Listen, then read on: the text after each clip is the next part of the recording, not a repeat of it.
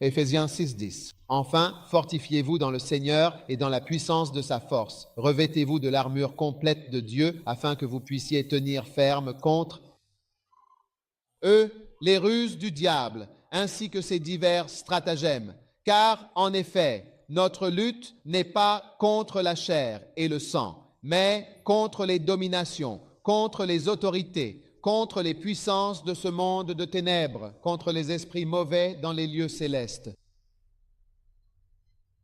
Verset 3. C'est pourquoi prenez bien toutes les armes de Dieu afin de pouvoir résister dans le mauvais jour et, après avoir tout surmonté, tenir ferme. Amen. Amen. Maintenant, même si vous êtes très motivé, très enthousiaste et vraiment zélé pour servir le Seigneur et accomplir sa volonté, il arrive parfois quelque chose que j'appelle un mauvais jour, un jour difficile. Vous voyez? Donc, il faut faire beaucoup de choses, prendre de nombreuses mesures pour pouvoir tenir ferme et rester solide en ce mauvais jour. Amen. Le mauvais jour, il y a plusieurs sortes de mauvais jours. Il peut y avoir un mauvais jour de tentation. Vous êtes avec moi? Et en ce mauvais jour, vous devez pouvoir tenir ferme. Quand Juanita est morte, ce fut un jour difficile pour nous. C'était un jour terrible. Mais peut-être qu'en fin de compte, c'est un bon jour, parce que Dieu fait concourir toutes choses au bien au bout du compte, à la fin. Amen. Amen. Vous là? Oui. Maintenant, beaucoup de gens abandonnent lors du mauvais jour et ils perdent tout. C'est pourquoi ce passage dit « Revêtez-vous de l'armure complète de Dieu afin de pouvoir tenir ferme contre les ruses du diable. Prenez donc toute l'armure afin de pouvoir résister au mauvais jour. » Donc, un jour normal, ça va, mais le jour vraiment mauvais, tu pourrais ne pas être capable de tenir le coup. Alors, tu dois vraiment te préparer sans attendre pour le jour mauvais. D'accord? Oui, bien sûr. Ton avis? Oh, oui. Bonne idée? Oui. Très bien. Maintenant, l'un des types principaux et importants de mauvais jours dont je veux parler, c'est en particulier le jour du retard. Oui. Très bien, monsieur. Le retard dans le ministère. Donc, je parle maintenant des retards dans le ministère. D'accord. La réalité, bien du retard dans le ministère.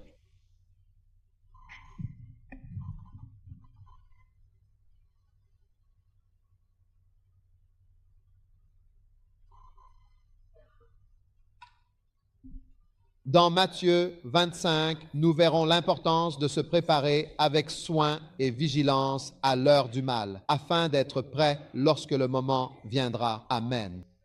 Alors, allons dans Matthieu 25. Nous parlons donc maintenant des retards dans le ministère.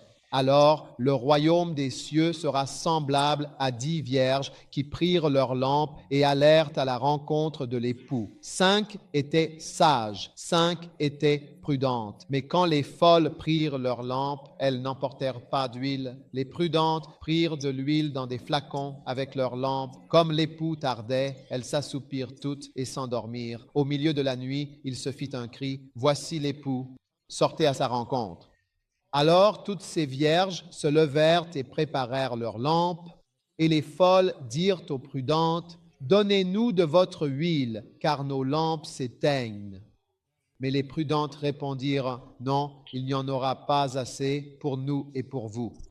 Allez plutôt chez les marchands et achetez-en pour vous-mêmes. » Amen. Qu'en pensez-vous? Hein? Il y a des choses qu'on... Et pendant qu'elles allaient en acheter, l'époux arriva. Et celles qui étaient prêtes entrèrent avec lui dans la salle des noces, et la porte fut fermée. Plus tard, les autres vierges arrivèrent aussi, disant, « Seigneur, ouvre-nous. » N'est-ce pas? Mais il répondit, « En vérité, je vous le dis, je ne vous connais pas. Veillez donc, car vous ne savez ni le jour ni l'heure. » Amen. Donc, toute personne qui entre dans le ministère et qui vient pour devenir berger ou pasteur doit venir en étant bien préparée et prête à faire face à des retards. Tu dois te préparer à un retard. Tu comprends? Si tu veux réussir, tu dois te présenter avec une bien bonne préparation. Pourquoi? Pour un retard.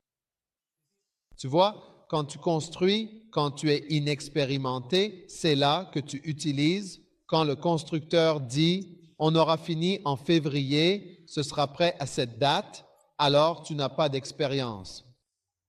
Si tu as de l'expérience, tu sauras que les constructions se terminent rarement à la date annoncée. Tu comprends? C'est vrai? C'est vrai? Ça arrive rarement comme ça.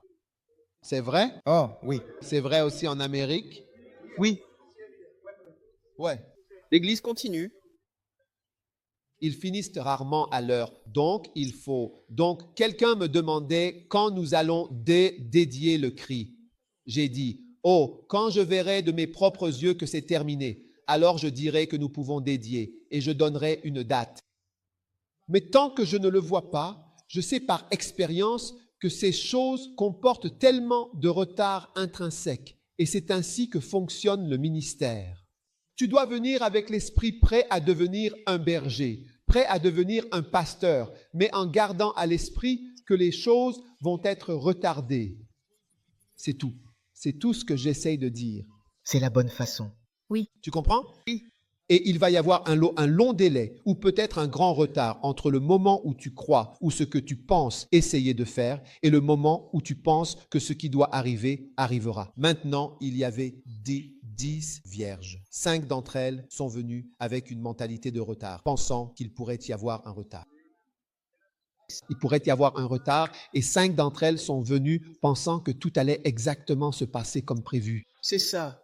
Cette huile, ceci et cela, l'homme va venir, le ministère va fonctionner, ça va réussir. Dans 3 mois, je commencerai une église. Dans 6 mois, je montrerai la croissance. Dans 9 mois, je construirai une école. Dans 12 mois, je lancerai l'évangélisation. C'est ça. Et tu es nouveau? Frère? C'est pour ça que tu as de telles illusions. Justement parce que tu viens tout juste d'arriver ici. C'est vrai.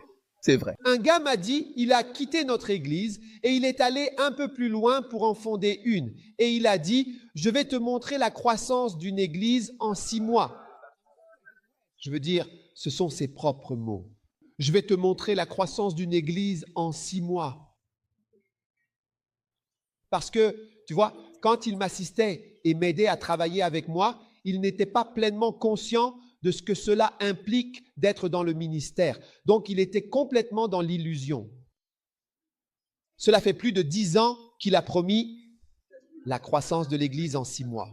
C'est vrai. Cela fait plus de 10 ans. Oui. Des décennies. Et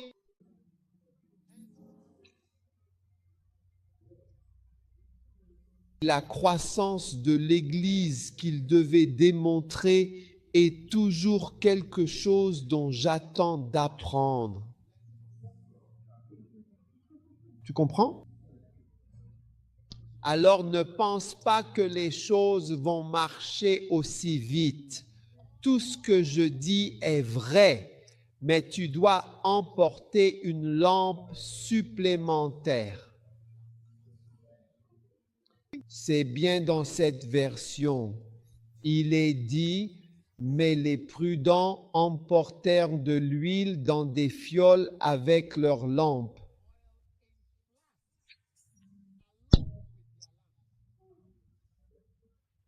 Elles avaient des flacons, donc elles devaient probablement avoir l'air bizarre. Je veux dire, tout le monde part avec sa lampe et maintenant, toi, tu as ce truc en plus. Ouais.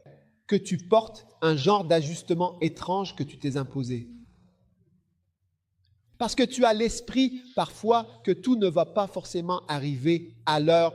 C'est pour cette raison précise que tu portes ce genre de choses. Tu vois, quand tu as cet état d'esprit, c'est toi qui peux réussir dans le ministère. Amen. Oui, quand tu as cet état d'esprit que tu sais bien que ça ne va pas forcément se passer exactement comme prévu. C'est toi qui peux réussir. Et parmi les 10, lesquels ont vu l'onction et la puissance dont elles rêvaient de voir? Qui a vu l'époux? L'époux, c'est Christ, c'est le Seigneur, c'est la puissance, la gloire. Qui est entré par la porte devant laquelle il se tenait dehors? Tu entreras par la porte lorsque tu auras l'état d'esprit que les choses vont être retardées, tellement susceptibles d'être retardées que je ferais mieux d'emporter quelque chose qui sert en cas de retard. Maintenant, le mot prudent, ou dans la Bible, il est dit que dans ce contexte, l'homme prudent voit le mal venir et se protège. Mais l'insensé continue obstinément son chemin et inévitablement est puni. Donc, tu seras également puni de ne pas avoir reconnu la réalité, à savoir que tous ces beaux discours prononcés au camp comportent en fait des retards intrinsèques, tout simplement en eux. Amen. Alléluia. Amen. Donc, il y a plusieurs pasteurs ou bergers, etc., qui travaillent ici et qui sont découragés, pensant que c'est fini. Mais il fallait, tu sais, que tu prennes une dose d'encouragement. Tu comprends? Même. Amen. Amen. Avec toi. Quand j'ai commencé à organiser des croisades, j'avais en tête que, tu sais, tu fais juste des croisades avec quelques personnes. Ça m'est égal. C'est ça, je vais juste le faire pour toujours.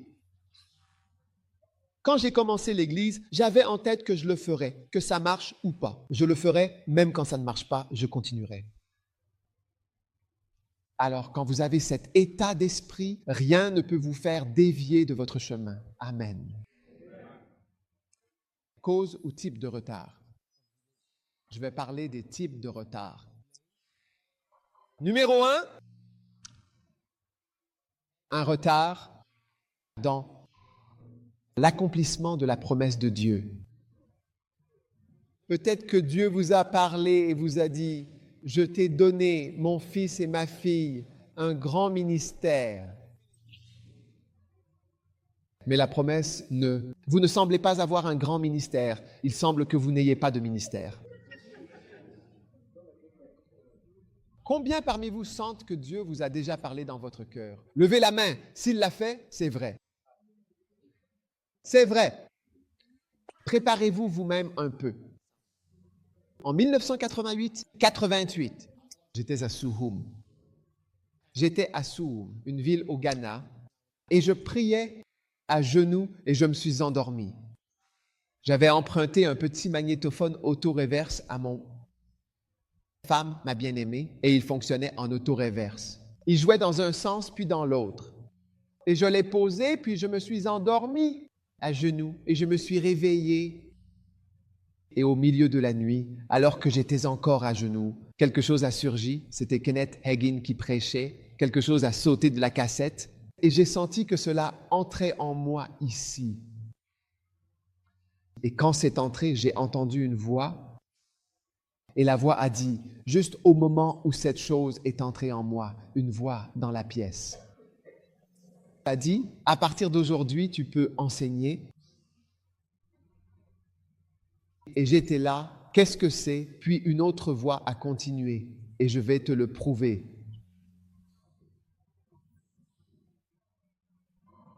Regarde, je prêche et j'enseigne depuis 19, c'est 2008 maintenant.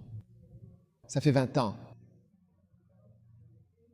Ça fait 20 ans d'anniversaire. C'est là que j'ai vraiment commencé mon ministère depuis que j'ai été oint. Et même jusqu'à maintenant, alors que j'ai été appelé à enseigner, très peu de personnes blanches écoutent mes enseignements s'il y en a. Oui. Mon ministère d'enseignement est limité à certains secteurs du monde. Même au Ghana, c'est limité. Tu comprends? Peut-être qu'un jour, ce sera plus répandu. Ce que j'essaie de te dire, c'est que tu ne commences pas en te disant « D'accord, je suis oint, c'est 1988, je suis oint, lève-toi et va de l'avant, ô enseignant. » Ça ne va pas se passer ainsi. Je suis retourné dans ma petite salle de classe, j'ai continué à prêcher et enseigner, puis commencé à prêcher sur le Fils prodigue. Et c'était puissant pour mon petit groupe dans une salle de classe. J'ai été appelé et je prêchais dans ma salle de classe, heureux, avec la conviction que Dieu m'a envoyé et que Dieu m'a appelé. Et je continue de le faire. J'enseigne toujours. Puis, à un moment donné, Dieu m'a dit, écris un livre. Et j'ai dit, écrire un livre? Sur quoi? Et comment? Peux-tu imaginer si je n'avais pas lu les livres? Ça aurait été très différent. Alors j'ai commencé à écrire un livre. Et au début, je n'avais pas grand-chose à écrire. Donc, je devais espacer les phrases pour essayer de les rendre plus longues. Nous ne savions pas concevoir des livres. Si tu vois les premières maquettes, c'est très drôle. Nous avons imprimé en Amérique. Oui, oui. Ça prend beaucoup de temps. Mais maintenant, quand j'écris un livre, mon problème, c'est que le livre est trop long. Oui.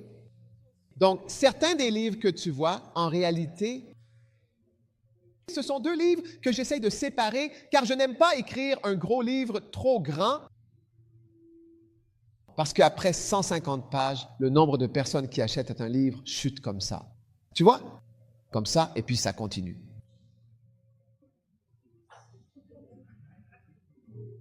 Et puis, pour les gros livres, très peu de gens lisent leur manuel. Il faut être sérieux, et je considère le processus comme tel. L'amour de Dieu. Tu es là? Tiens-toi debout. Tu as l'air endormi.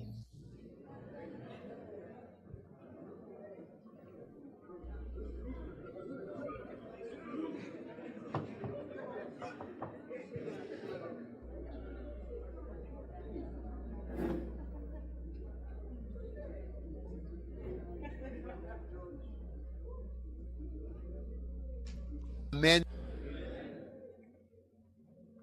Es-tu réveillé? Es-tu debout? D'accord. Donc tu as un retard. Es-tu là? Dans l'expérience de la promesse, de l'onction, cela prend beaucoup de temps. Certains d'entre vous, pasteurs laïcs, vous serez à plein temps à l'avenir, même si vous ne le pensez pas, je vous le dis. Vous ne savez même pas comment cela va arriver. Mais à cette heure-là, ce jour-là, et dans les événements futurs à venir, vous verrez l'accomplissement de certaines choses qui aujourd'hui semblent irréelles. Et comme si cela ne s'appliquait pas à ton cas, parce que laisse-moi te dire quelque chose. Mon appel, c'est de t'encourager à devenir un grand ministre. Je te dis quelque chose. Je te le dis. C'est mon appel. Je ne connaissais pas mon appel. Alors je suis allé à Seattle et j'ai prêché. Et le pasteur lui dit, quelqu'un, il a dit que son appel, c'est d'encourager les gens à travailler pour Dieu. Je ne le savais même pas. Mais tu vois, ça vient toujours. Quand tu es ici, on ne te demande pas vraiment de travailler pour Dieu. Oui, mais on t'encourage à travailler pour Dieu. Oui. C'est ça, mais je ne le savais pas. Je prêche simplement ce que je prêche d'habitude. Oui, tu ressens que toi aussi, tu peux faire quelque chose. Combien d'entre vous ressentent aussi que vous pouvez, puisque vous êtes un rejeté et un raté, un associé, combien d'entre vous ont remarqué que le retard est attendu? Donc, s'il y a un retard dans ce qu'on vous a apparemment dit, quel est le problème?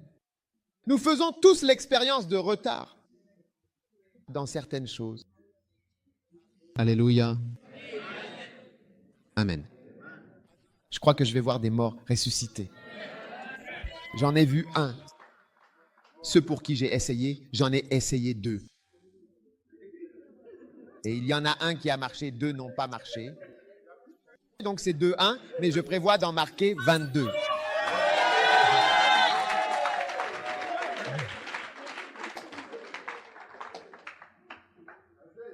Oui, parce qu'ils se sont vraiment moqués de moi 2 fois.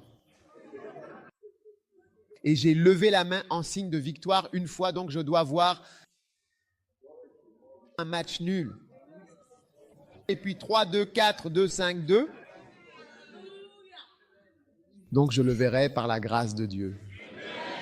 Amen. Mais même si cela prend encore 20 ans, aucun problème. J'ai essayé de voir Jésus et d'avoir des visions. Et Kenneth Hagin a dit, priez pour l'esprit de révélation et de sagesse et la connaissance du Christ. Et c'est ce que je fais. Je l'ai lu il y a longtemps, que c'est ce qu'il faisait. Il priait comme ça. Il a dit qu'il avait eu ses visions pendant 8 ans. Il a vu Jésus. Moi, je l'ai fait pendant plus de 8 ans. Cela fait plus de 8 ans que je prie cette prière. Jusqu'à présent, je n'ai toujours pas vu Jésus. Oui, mais je veux dire, je tiens ma fiole. Précieusement parce que je sais que je vais en avoir besoin pour garder la lumière allumée. Pendant la période d'attente. Quoi que ce soit qui soit retardé dans ton appel et ta vie, mon ami, c'est pour ça que je t'ai dit hier de prier à ce sujet. Prie à ce sujet parce que cela arrivera. Prie à ce sujet, cela arrivera. Tu ne sais peut-être pas comment. Tu ne sais peut-être pas où ni quand, mais il le fera encore. Mina, tu serviras Dieu à nouveau. Amen. Tu ne sais peut-être pas comment, tu ne sais peut-être pas quand, mais il le fera pour toi. Je te prophétise que cela arrivera. Cela arrivera, tu ne sais peut-être pas comment, tu ne sais peut-être pas quand, alors s'il vous plaît, tout le monde, portez votre flasque très prudemment quand vous allez à l'église avec foi et d'une certaine manière. Prenez aussi votre flasque quand vous y allez, vous voyez que la salle est vide, pas de problème. Buvez juste un peu de la flasque pour rester en vie. Je ne sais pas d'où vient celle-là, il m'en faut une originale. Tu ne sais peut-être pas comment. Tu ne sais peut-être pas quand, mais je sais que Dieu va ouvrir. Tu vas soudainement voir une porte s'ouvrir dans les cieux et alors ce sera toi. Cela veut dire que c'est ton tour. Allez, tu passes à travers et tu te retrouves à entrer dans sa volonté parfaite pour ta vie. Tiens bien ta flasque. Ne pars pas au combat sans flasque. Fille stupide. Hein? Fille stupide. Tu pars sans ta flasque. Tu pensais que tout était parfait.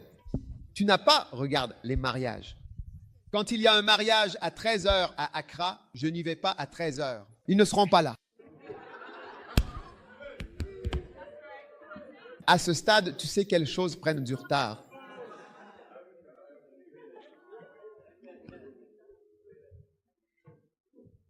Les mariages ont des retards. La construction a des retards. Et le ministère a beaucoup de retard aussi pour ton appel. Tu m'as entendu? J'ai dit pour ton appel. La volonté de Dieu pour ta vie, ce n'est pas un rêve, ce n'est pas faux, c'est vrai.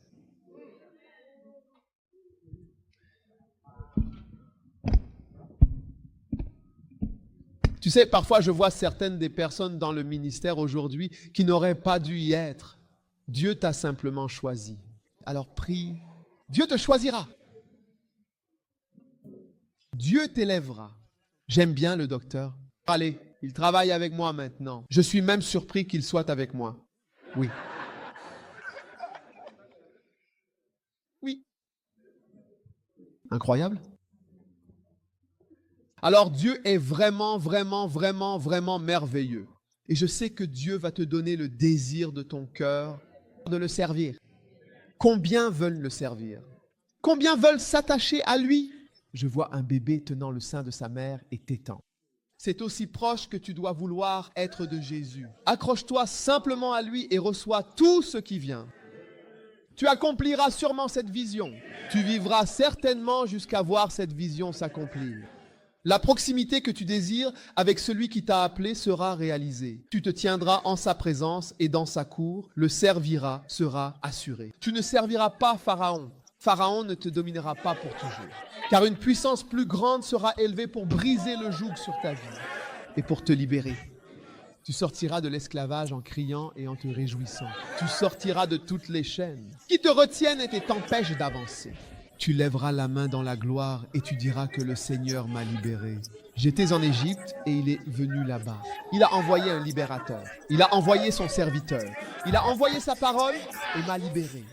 Et je suis sorti de la maison de Pharaon, de la domination de Pharaon, pour servir Jéhovah. Cela arrivera. Cela arrivera. C'est ainsi que le ministère se développe. Parce qu'en fin de compte, tout ministère est surnaturel. C'est surnaturel. Qu'une personne comme moi puisse aimer quelqu'un comme lui. Même le désir vient de Dieu. Cela signifie aussi les désirs. Les désirs sont surnaturels. Oui. Les désirs sont, il faut le dire, surnaturels. Tu es là, tu as un intérêt, un désir. C'est le Saint-Esprit qui t'a parlé. Ainsi le désir est venu, mais le Saint-Esprit parle. Ce n'est pas comme si tu entendais une voix, mais tu ressens un intérêt, une attirance. C'est pourquoi Jésus ne luttait pas avec les gens. Quand tu viens, il disait que le Père a dû ou que les anges du Père t'ont parlé. Il était très conscient de la présence angélique. Il savait qui avait été interpellé, qui avait été attiré. Viens simplement, sinon tu n'as pas été attiré. C'est pourquoi il n'a jamais eu peur de... Il n'a jamais abaissé la barre pour les gens. Parce qu'il savait que même s'il abaissait la barre, si tu n'as pas été appelé, tu ne pourras toujours pas la franchir. Cela ne sert à rien. Il n'y a pas d'intérêt à baisser la barre. Si le Père t'a attiré, même la plus haute, tu peux la franchir. Amen. Un autre retard, le Seigneur vient. Celui-là, nous savons tous qu'il tarde.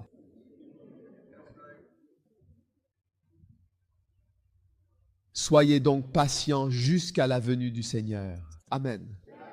Qu'en pensez-vous?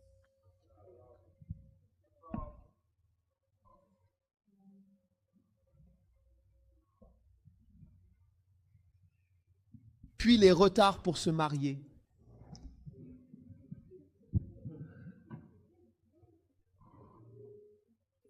Retardé pour toi?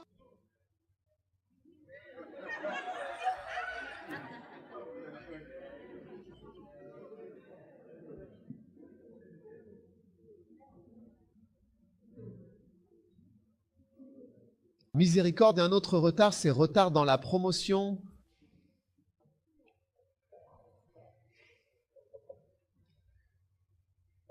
Seigneur, quand m'élèveras-tu? Élève-moi. Le suivant, le retard. Dans la venue de l'onction. Parfois tu te demandes, Seigneur, quand serai-je oint?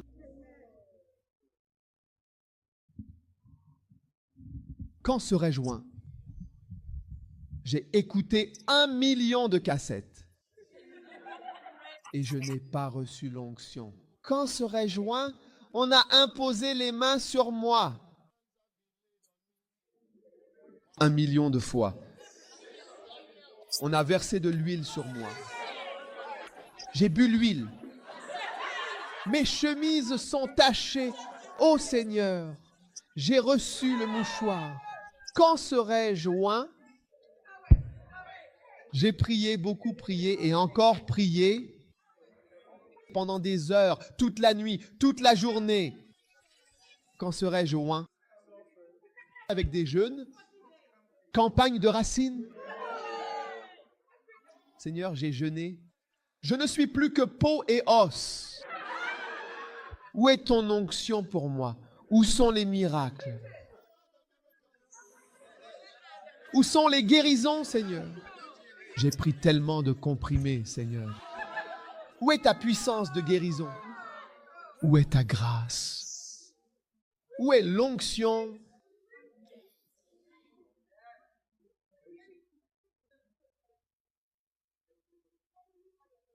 Dieu. C'est pourquoi on n'aborde pas quelque chose comme l'onction sans une fiole. Une fiole, c'est l'équipement de survie pour les retards. C'est un jour mauvais. C'est pendant les retards. Je vais vous dire, laissez-moi voir.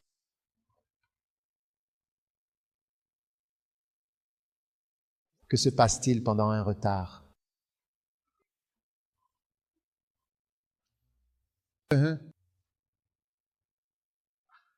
Les mots qui surgissent parfois, et ce notamment pendant les retards,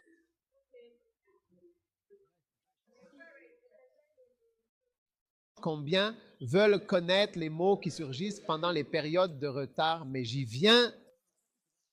Quand aurais-je une grande église? Retard dans le fait d'avoir une grande église.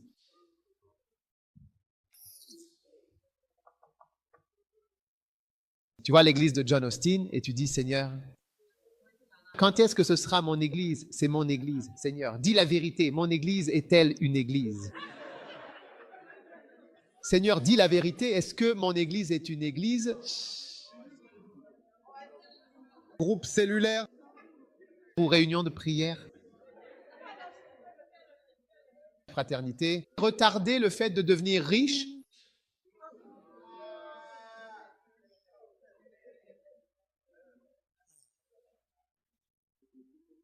Pour celui-là, nous avons montré le remède. Retard numéro 8 dans la réalisation de nos rêves, de nos plus grands rêves. Maintenant, à cause du retard. Pourquoi simplement le retard arrive? Amen. Numéro 1. Dieu a un temps déterminé. Amen. Pour toutes choses. Alléluia. Je veux vous montrer pourquoi certaines choses sont retardées. Amen. Numéro 1, Dieu a un temps déterminé pour toutes choses. La Bible dit qu'il y a temps pour usine, un temps pour récolter. Parfois, tu fais tout bien, mais ce n'est pas encore le moment. D'accord? Qu'en pensez-vous?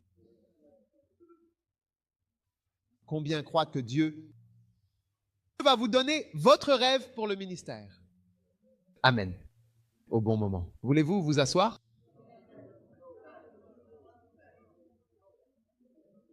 Très bien. Tous ceux qui veulent s'asseoir, levez la main. Si vous voulez vous asseoir, levez la main. D'accord? Non, si vous voulez vous asseoir, levez la main. Si votre main n'est pas levée, vous pouvez vous asseoir. Si votre main n'est pas levée, d'accord, asseyez-vous.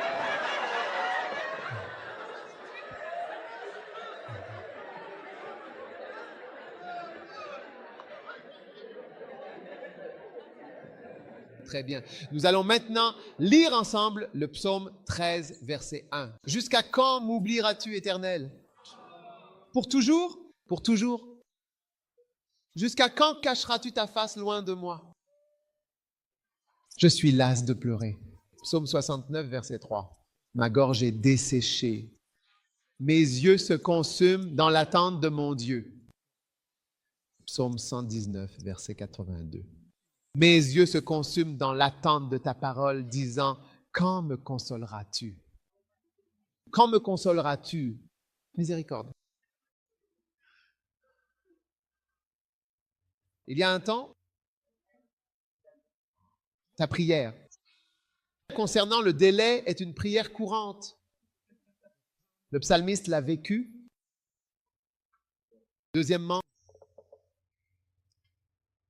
la deuxième raison pour laquelle il y a parfois des retards dans le ministère, c'est parce que c'est une épreuve pour ta vie. Considérez cela comme une joie parfaite. Tu connais ce chant? Considérez cela comme une joie parfaite. Quand vous tombez dans diverses épreuves et tentations. Tu sais chanter ce chant?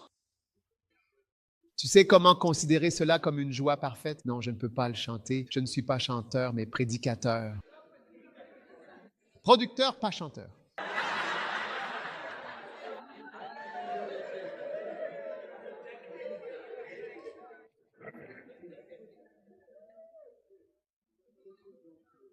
Oui. Considérez cela comme une joie parfaite quand vous tombez dans diverses tentations. Amen. Sachant ceci, que l'épreuve de votre foi a produit quoi? La patience. Amen. Que dit votre version? Le caractère. Qui a une version qui dit le caractère? Mais ici, il s'agit de l'endurance. D'accord. Parfois, Dieu veut produire certaines choses en toi et il te faut du temps pour que ce caractère se développe. C'est vrai. Amen. C'est pour cela qu'on ne devient pas médecin après seulement 1 an. Cela prend aussi du temps et il y a des examens à réussir. Donc, certaines épreuves sont nécessaires pour ta promotion. Reçois-le au nom de Jésus. Amen. Oui, tu as reçu l'épreuve pour...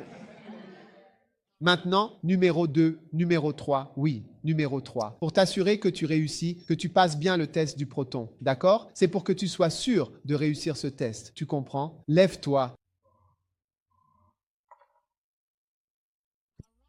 Et va à Sarepta, qui appartient à Sidon, et demeure là. Voici, j'ai ordonné à une veuve là-bas de te nourrir. Alors il se leva et alla à Sarepta.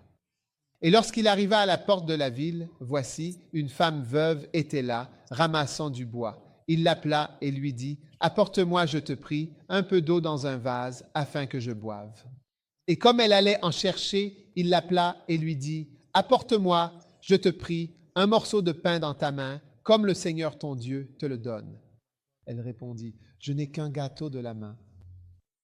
Je n'ai pas de gâteau, mais seulement une poignée de farine et un peu d'huile. Et je ramasse 2 morceaux de bois afin d'entrer et de préparer cela pour moi et mon fils, afin que nous le mangions, puis que nous mourions. » Et Élie lui dit, « Ne crains point, va, fais comme tu as dit, mais prépare-moi d'abord avec cela un petit gâteau et apporte-le-moi. Ensuite, tu en feras pour toi et ton fils. » Premier livre des Rois, chapitre 17, versets 9 à 13. Amen.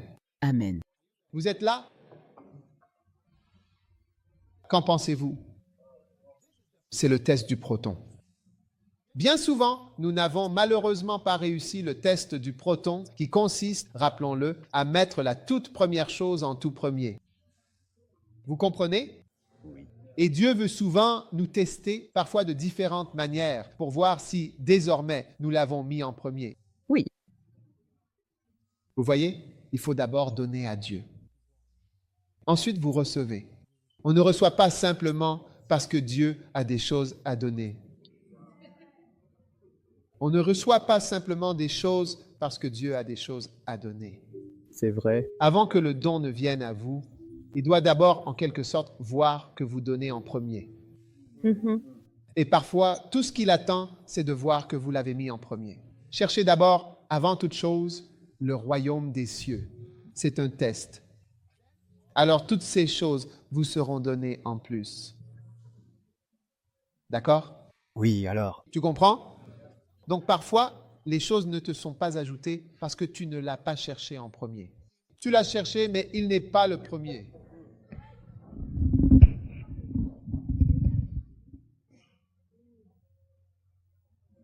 Peux-tu croire que certains d'entre vous, ici présents, sont peut-être médecins et que Dieu... Peut-être que tu travailles, disons, pour 100 unités, et cela pendant toute ta vie, du début à la fin, sans jamais faiblir, en consacrant toutes tes années à ce travail. Peux-tu croire que Dieu, parce qu'il veut te bénir, a pour toi 900 unités à te donner, et cela, peu importe pourquoi tu travailles, quelle que soit la raison pour laquelle tu travailles. Mais il ne te le révélera pas tant que tu ne l'auras pas mis en premier et non ajouté à d'autres choses.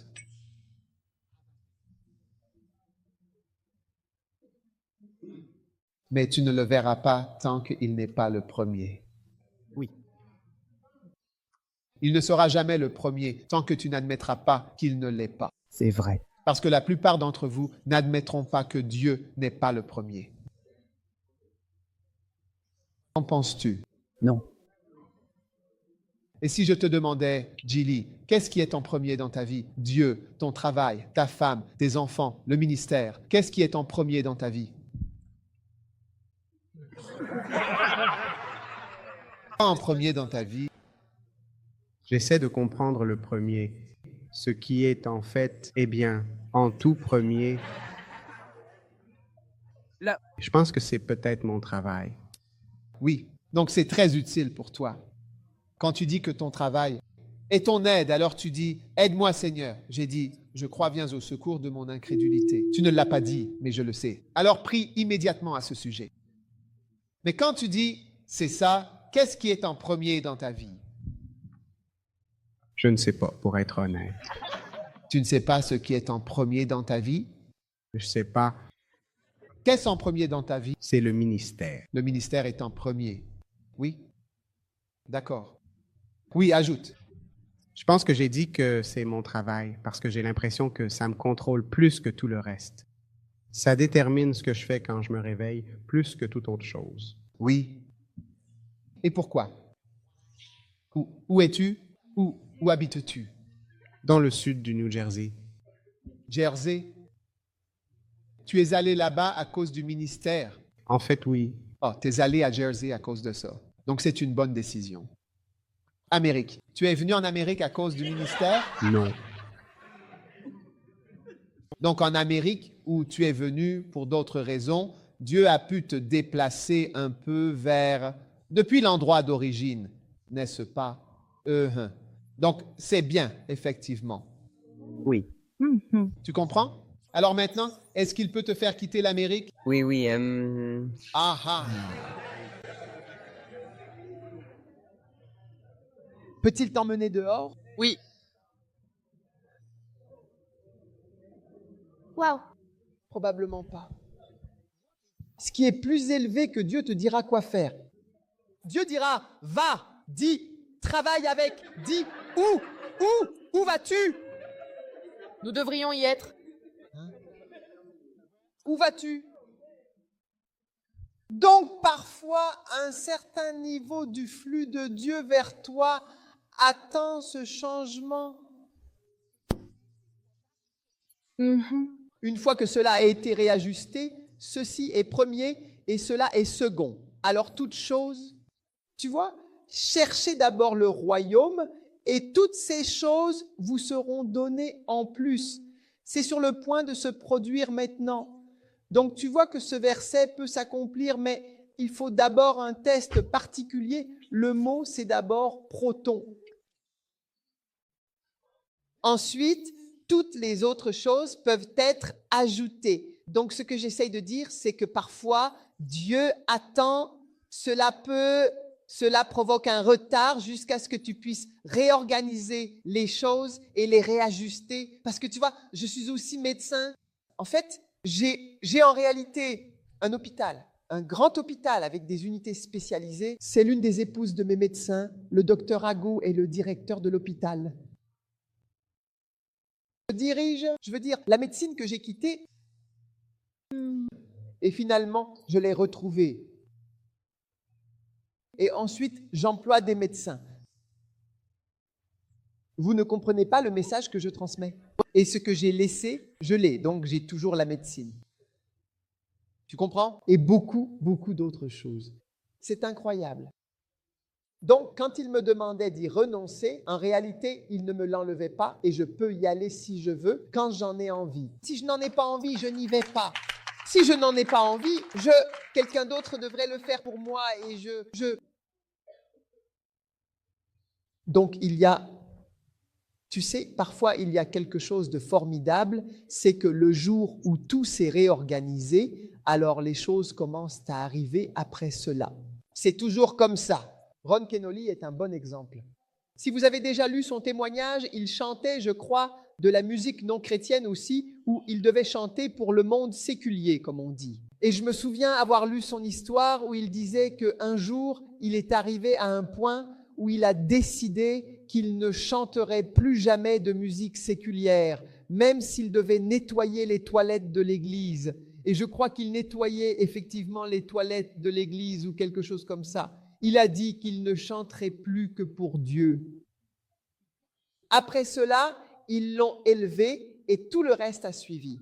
Oui, c'est une tendance courante si vous observez les personnes que Dieu a élevées, ce réarrangement dans le cœur que Dieu seul peut vraiment discerner Allez. que cela se produit. Quand cela arrive, alors les choses que vous pensiez hors de portée, il les donne. Et parfois même bien au-delà de ce que vous pouvez faire pour vous-même lorsque vous travaillez pour vous-même. Tu vois, Pierre et les autres avaient travaillé pour le Seigneur et maintenant ils travaillaient. Tu comprends? Et ils sont allés pêcher. Ils ont pêché toute la nuit après que Jésus les ait formés pour le ministère et ils n'ont rien attrapé, puis ils sont revenus. Et quand ils sont revenus, qui ont-ils vu sur le rivage? Jésus. Jésus en train de griller le poisson qu'ils étaient partis pêcher. Ah, mais le poisson est déjà prêt. Grillé, hein? Bien épicé. Jésus était en train d'épicer le poisson. Allez donc. Est-il possible que l'argent que tu penses obtenir, Christ l'ait déjà avec des épices? Amen. Pour te le partager, c'est juste que tu es parti avec tes propres efforts. Allez. Et c'est ce réajustement-là. Dieu est premier et doit toujours être premier. Comme Élie l'a dit à la femme, prépare-le d'abord pour moi. Wow. Prépare-le d'abord pour moi. Wow. Puis toi et tes enfants ne manquerez jamais de rien. Oui. Je dis de prier pour Pistos la foi, pour faire confiance à toutes ces choses qui sont prêchées. Alléluia. Et quand cela arrive, ça change votre... Et tu vois, c'est exactement ce qui m'est arrivé. J'ai essayé de mettre Dieu en tout premier et de laisser le reste, de réorganiser l'ordre, ma survie en second. Ma vie, mes enfants, ma femme, tout en second, Dieu en premier. Et cela m'a amené à voir des choses que beaucoup de gens ne voient pas. Alléluia. Oui. Qu'en penses-tu? Oui. Je veux dire, tu sais, quand je repense aux endroits où je suis allé, l'autre jour, j'ai été invité à l'église Rhema College en Afrique du Sud. Je veux dire, il a dit, en parlant du livre, je veux que tu viennes dans mon église, je vais t'y faire venir en avion. Il a appelé sa secrétaire qui a contacté la mienne et a dit, je t'ai acheté un billet en classe affaires juste pour que tu viennes prêcher dimanche et que tu repartes ensuite. Arriver le vendredi ou le samedi, prêcher le dimanche matin et repartir le dimanche soir. Billet en classe affaires, venir prêcher 3 cultes le matin et repartir. Voici l'argent de l'honorariat. Que Dieu vous bénisse d'être venu. Retournez chez vous. Pourquoi? Je suis surpris. J'ai été invité à Singapour. L'église là-bas, aller prêcher là-bas. Viens, on va payer ceci, on va payer cela, on va tout payer. On va acheter ceci, ici, là, là-bas, partout. Waouh! Je n'aurais jamais pensé que je voyagerais à nouveau dans ma vie. Quand je suis venu au Nicaragua, je savais que je ne voyagerais plus jamais. C'était la fin de ma vie. Parce que, je veux dire, je me suis condamné moi-même à cette chose que je fais. Mais ce qu'il allait me donner était bien plus que ce que j'aurais jamais pu gagner en travaillant pour moi-même ou en utilisant mes efforts pour aller pêcher. Il avait grillé le poisson. Il l'avait assaisonné avec des épices teriyaki spéciales. Tu connais les épices teriyaki?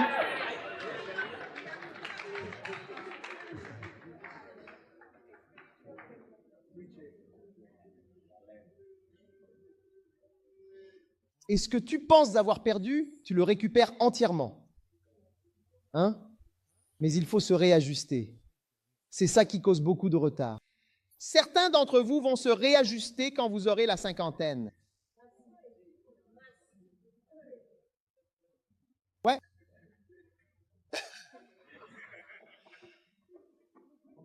Et je ne peux pas le changer pour vous, je ne le changerai pas pour vous et je ne vous aiderai pas.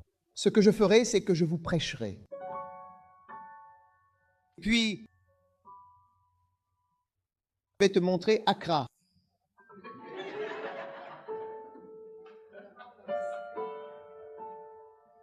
Et quand tu arriveras à Accra, je te montrerai le chemin vers le village.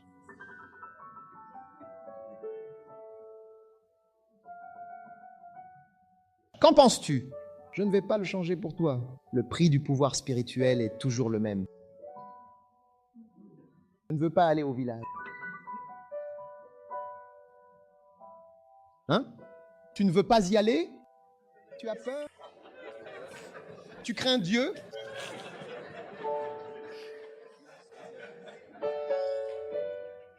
Tu dois venir et commencer au bas de l'échelle.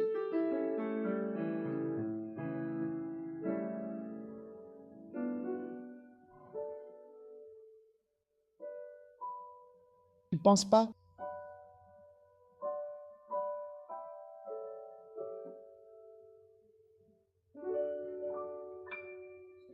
Amen.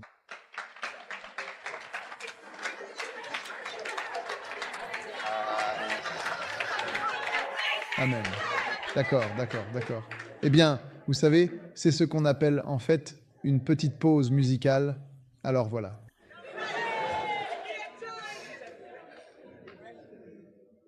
Alors, que veut Dieu que tu fasses? À le réorganiser. Il est en bas de ton échelle et il veut monter sur ton échelle. Quand tu montes sur son échelle, les choses que tu penses être retardées vont maintenant commencer à être accélérées. Oui, elles vont être accélérées.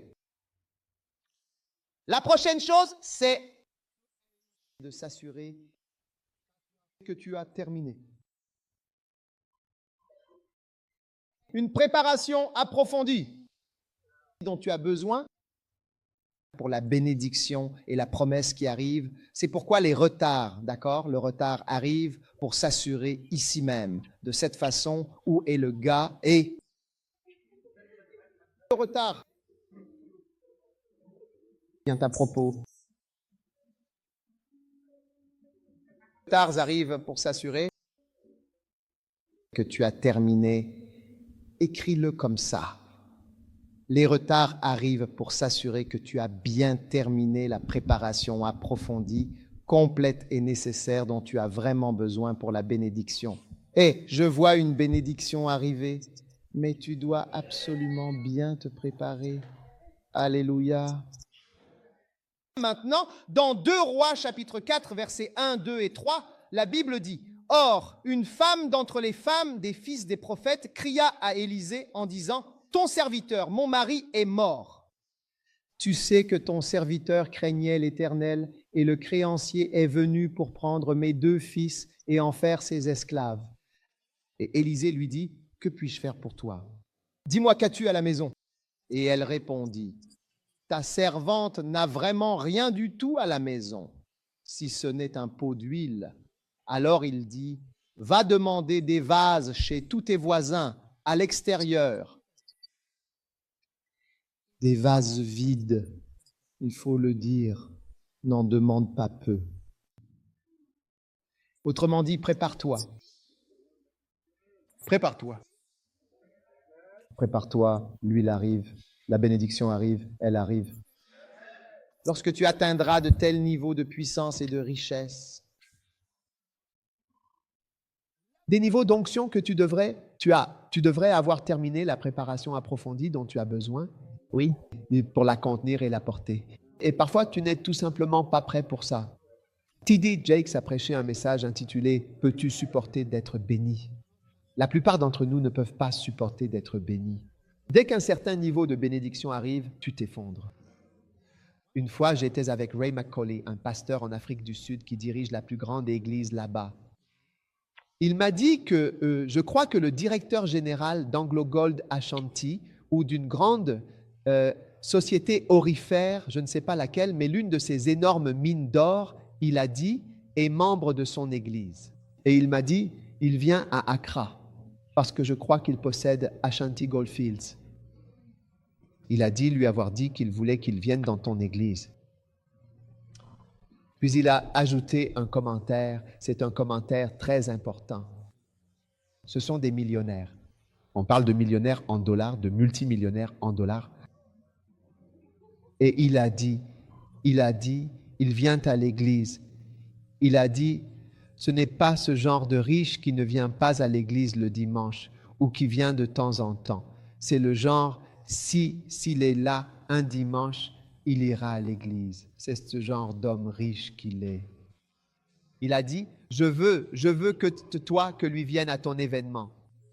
Oui, vous voyez, quand les gens ont un peu de pétrole ou un peu d'argent, alors ils changent. Oui. C'est vrai? Très vrai. Juste une bénédiction. Le changement est énorme. Oh! Hein? Petite maison que tu as, toute petite maison, petite voiture que tu as, et puis tu prends la grosse tête, vraiment. L'attitude. C'est comme ça qu'on dit? Urbanisa? L'attitude, hein?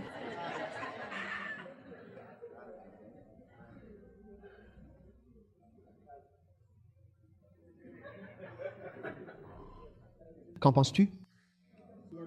Alors Dieu te prépare parce que tu dois simplement rester cool, doux, parfois brisé, pour pouvoir vraiment bien gérer les choses. Certains d'entre vous, même le petit dollar que vous avez vu, a suffi à vous empêcher de payer la dîme. C'est bien. Le dollar que tu as vu, tu arrêtes de payer la dîme. Oui. Qui? Dollar.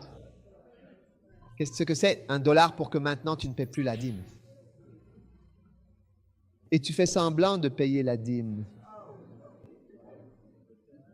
Qu'est-ce qui va t'arriver si tu as 10 millions de dollars? Une fois, je parlais avec un frère, il m'a dit, écoute, une fois, j'ai gagné 25 millions de dollars dans une affaire que j'ai faite. Et il a dit, la première chose que j'ai faite, c'est de payer ma dîme, 2,5 millions de dollars. Il me l'a dit lui-même, que j'ai payé ma dîme à mon église. Gloire à Dieu. Oui, il y a des gens, et tu vois, il faut arriver à un certain niveau où tu les vois et tu dis, ah, je vais rendre visite à la reine. Je vais aller voir Michael Jackson. Il faut que je me fasse de nouveaux amis. Je dois écouter de la musique classique. Je dois changer de voiture. Sais-tu que la plupart des gens qui ont gagné à la loterie sont aujourd'hui ruinés? Je veux dire, c'est une réalité statistique. Ils n'étaient pas préparés à l'abondance de l'huile qui leur est arrivée. Comment se fait-il que la plupart des stars de cinéma, la plupart des footballeurs et toutes ces personnes soient aujourd'hui ruinés? Ils ont échappé, ça. Mike Tyson, les autres, où sont-ils? Non. La plupart d'entre eux sont en faillite, endettés, ils ont eu de graves problèmes ou sont en prison. Ils ne sont pas prêts.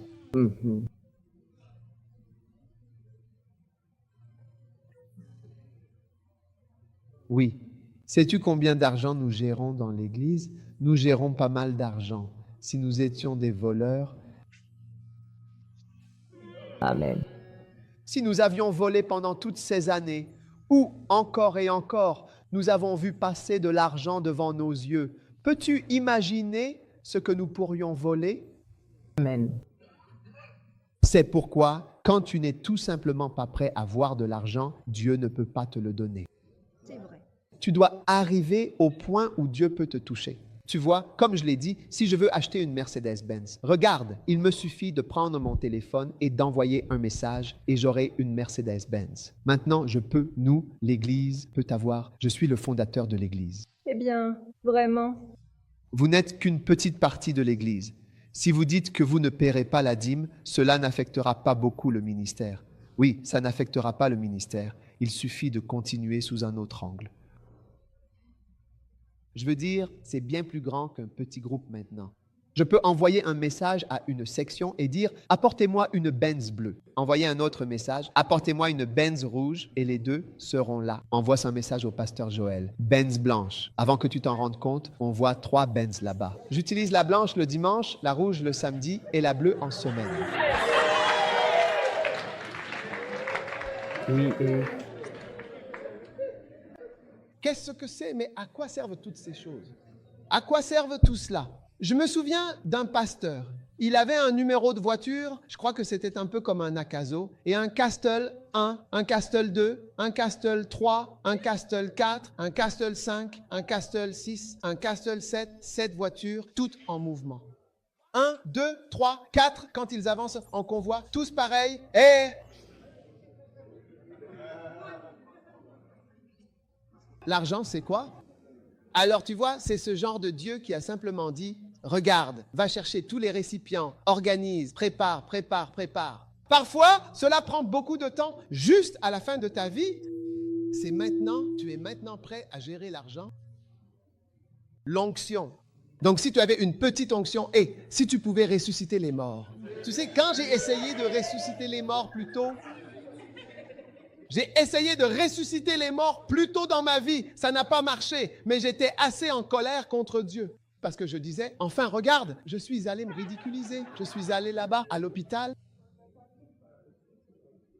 Après m'être embarrassé, j'ai dit, tu as dit dans ta parole de ressusciter les morts, guérir les malades, chasser les démons, donner gratuitement. On m'a appelé pour ressusciter un homme mort. Je suis allé le faire. Demandez aux infirmières de sortir chambre. J'ai fermé la porte. Comme Jésus, j'ai tout fait. J'ai tout fait. J'ai essayé différentes choses dans la chambre. J'ai prié pour le corps du défunt. J'ai dit à mon assistant, et il était attaché avec un plâtre, j'ai dit, détache les mains. Parce qu'après avoir prié, j'ai dit, détache les mains. Donc ses mains étaient coincées. Et je me suis tourné, après que les infirmières soient parties, je me suis tourné vers lui. J'ai dit, écoute, quand Pierre et Jean sont allés au temple, et que l'homme infirme était là, ils ont pris sa main et il a dit, je n'ai ni argent ni or, mais ce que j'ai, je te le donne. Au nom de Jésus, lève-toi et marche. Alors je lui ai dit, c'est pour ça que j'ai dit de détacher, c'est ce que je m'apprête à faire. Je vais le prendre par la main et au nom de Jésus, lève-toi et marche. Regarde. Et quand ses mains ont été détachées, il était mort comme ça. Alors j'ai pris la main du mort, j'ai tenu la main de l'homme mort et j'ai dit, je n'ai ni argent ni or, mais ce que j'ai, au nom de Jésus-Christ, Christ. Et l'homme a juste bougé comme ça, pour toi-même. Tu ris encore.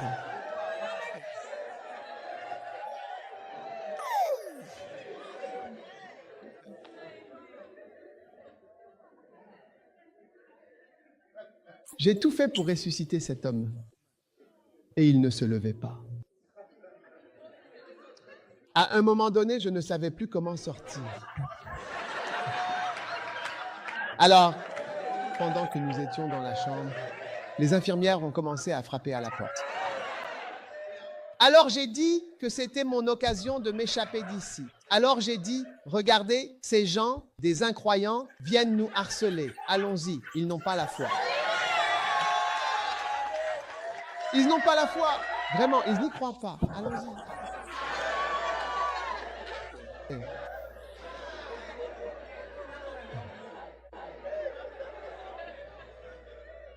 Mais je vous le dis, toutes ces choses que j'ai essayé de faire, essayer de servir le Seigneur, essayer de faire sa volonté, à ce moment-là, si j'avais ressuscité le mort, quel âge avais-je?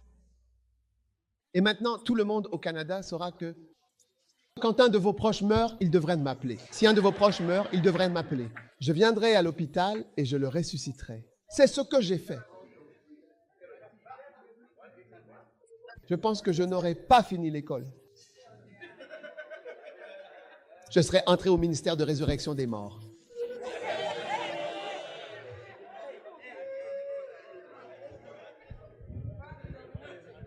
Et quand le mort ressuscite, il viendra me donner une grosse offrande. Et je deviendrai plus riche. Et je témoignerai. Vous voyez? Alors, frères et sœurs, parfois, Dieu est simplement en train de te calmer. Après ça, je n'étais toujours pas calmé. Ils sont venus m'appeler pour me dire que quelqu'un était mort à Labadie, dans une autre partie d'Accra. J'ai demandé où était le mort, dans quel quartier il se trouve. Ils ont dit qu'il était de l'autre côté. Alors j'ai dit, montrez-moi le chemin pour y aller. Oui. Et je suis allé au service vétérinaire. Je suis arrivé, j'ai traversé la route et je suis entré dans ce quartier. J'ai marché et j'ai trouvé mon ami qui avait autant de foi que moi. Nous étions deux. Et nous sommes allés à la maison. Et nous sommes arrivés auprès de toutes les femmes. Et elles pleuraient, toutes. Exactement comme Jésus est allé à la maison de la fille de Jaïrus. C'était la même chose. Quand je suis arrivé, j'ai demandé, où est-il? Où est le mort? Où? Il est parfait. Oui, où est-il? Où l'avez-vous mis? Nous sommes entrés dans la chambre. Quand nous sommes arrivés, nous avons été placés dans une autre pièce. Et j'ai dit, dehors. Et nous étions là de nouveau avec le garçon mort. Et cette fois, le corps était froid. Il était mort depuis un certain temps. Mais il nous avait appelés parce qu'il a dit qu'il était à la clinique quand une femme disait que l'enfant était mort et il a dit à celle-ci que nous viendrions le ressusciter. Alors il nous attendait pour venir. Nous y sommes allés. C'est comme ça que nous sommes venus. Nous savions que quelqu'un était mort là-bas. J'avais la foi. Au nom de Jésus, lève-toi. Nous avons tout fait et toutes les personnes étaient dehors à attendre. Cette fois, nous ne savions pas comment sortir. Il n'y avait pas d'infirmière. Il n'y avait pas d'infirmière pour venir nous délivrer.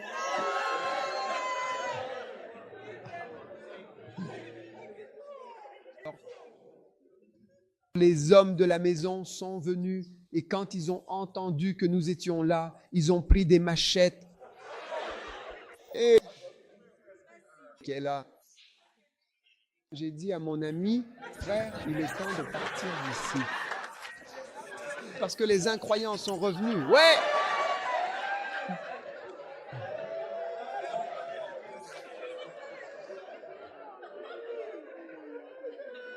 Après cela, j'ai tourné mon attention vers les lépreux. Oui. Parce que Jésus a dit, purifiez les lépreux. Alors j'ai trouvé où il y avait des lépreux dans la ville. Oui, et nous allions, oui, vers les lépreux pour les purifier. Alors, mesdames et messieurs, quand j'étais en Colombie, de très nombreuses années plus tard, et que quelqu'un témoignait maintenant sur scène que son enfant était ressuscité d'entre les morts, j'étais stupéfait et ils l'ont fait dans la ville et le lendemain, ils sont venus avec plus de morts. Les gens. Tant d'ambulances, tant de fauteuils roulants, tout l'endroit était rempli de soldats. Tous les soldats ont donné leur vie pour protéger. Nous n'avions jamais vu quelque chose comme ça auparavant en Colombie. C'était en l'an 2000, je crois. Et juste là, après que le mort ait été ressuscité la veille, le lendemain, ils ont alors amené le mort, l'un des morts près de la Seine, couvert d'un drap blanc jusqu'ici. Alors quand ils sont arrivés, c'était comme si j'étais une personne morte. Regardez, ils ont amené une personne morte. C'était du côté gauche de la Seine, de ce côté-ci. Donc quand j'ai vu ça, je me suis souvenu du contexte. J'ai dit, regarde ce dîner. J'en ai déjà vu un avant. J'en ai déjà vu un avant.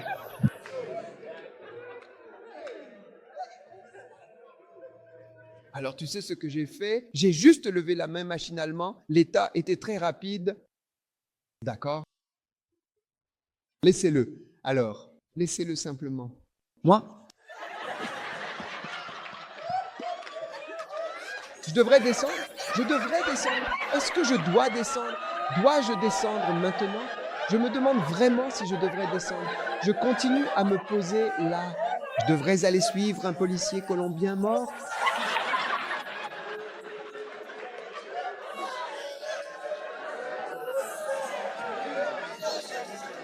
Eh, tu sais, l'expérience, c'est bon.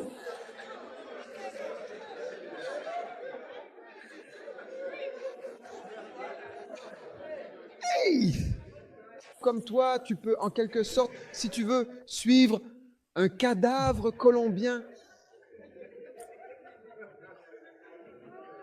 Alors Dieu est en train de te préparer. Donc si je vois une autre personne morte, quand la dame disait que son enfant était mort, je ne l'ai pas cru. Parce que Dieu a préparé mon cœur à ne pas être orgueilleux. L'enfant était juste, tu es sûr? Alors maintenant, je suis devenu un peu bizarre. Quand je fais des miracles, on me demande « Es-tu sûr d'être guéri ?» 2 fois, j'ai été réprimandé. Une fois, j'ai été réprimandé en Malaisie. La femme a dit « Écoutez, je ne suis pas une enfant. J'ai dit avoir été guéri, moi-même médecin. C'est dit. Je dis que j'ai été guéri et je suis moi-même médecin. » Elle m'a réprimandé sur scène, car je suis allé à l'autre extrême. Même les miracles que je connais, je n'y crois plus. Elle, merci, a dit, Je ne suis pas une enfant. Je dis que j'ai été guéri ici. Et je suis moi-même médecin. Tu vois, quand Dieu t'a calmé, tu es maintenant prêt à recevoir. Quand cela arrive, je n'y crois même pas. Ouais. Ouh. Reste là, émerveille-toi. Alléluia. Bien. C'est pourquoi il y a parfois des retards dans tous ces rêves que nous avons. Le point suivant est de vérifier votre cœur.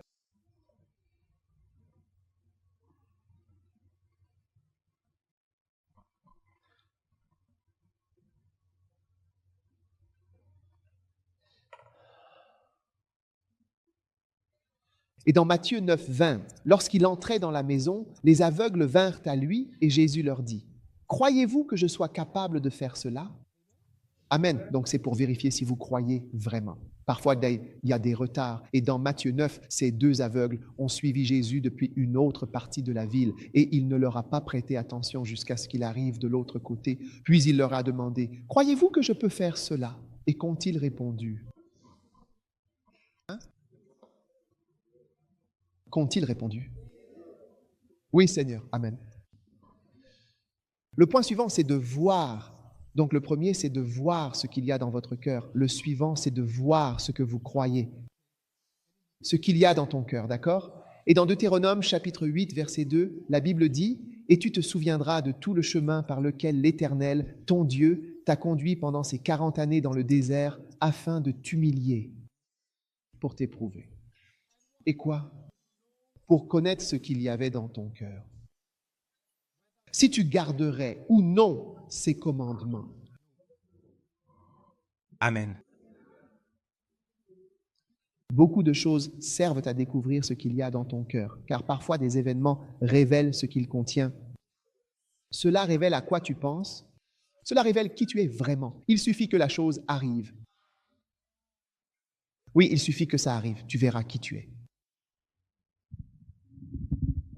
Certains d'entre vous, si vous prospérez, on verra votre cœur. Certains d'entre vous, si un malheur survient, vous verrez ce qu'il y a dans votre cœur. Il suffit que quelque chose arrive. Certains d'entre vous ont juste besoin de trouver un bon mari ou une bonne femme, et c'est tout. Certains d'entre vous semblent très fluides, comme si vous étiez des sœurs fluides, des frères fluides. Le jour où vous vous marierez, on verra. Donc parfois, Dieu a retardé la bénédiction jusqu'après le mariage pour voir si tu es vraiment fait de la matière que tu prétends être. Il ne fait que la retarder jusqu'à ce moment-là.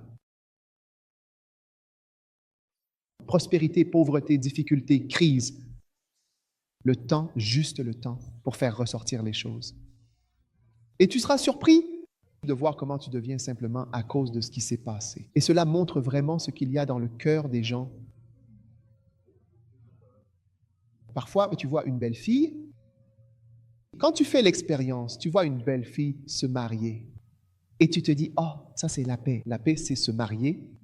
La joie, c'est se marier. Quand elle sourit avec de belles dents blanches et éclatantes, tu te dis que le bonheur, c'est peut-être vraiment se marier. L'agrément descend l'allée. Le calme est en train de marcher. La douceur, tout en délicatesse, arrive doucement pour rencontrer cet homme. L'extase et les délices descendent l'allée. Et attendons de voir. Je dis, alors, faisons quoi? Eh bien, attendons un instant et voyons. Car lorsque tu attends un petit moment, tu verras que l'extase et les délices... Non, elle n'est pas intéressée. Le calme, non, c'est de la contrariété. Tu vois, le calme pour le péché, c'est de la contrariété. Contrarié, en anglais, signifie quelqu'un de malveillant et querelleur. Contrarié. Toujours malveillant. Et assez particulièrement querelleur.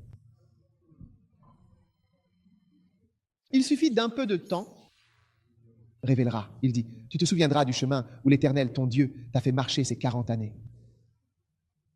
afin qu'il t'humilie et qu'il sache ce qu'il y avait dans ton cœur, si tu voulais le servir ou non.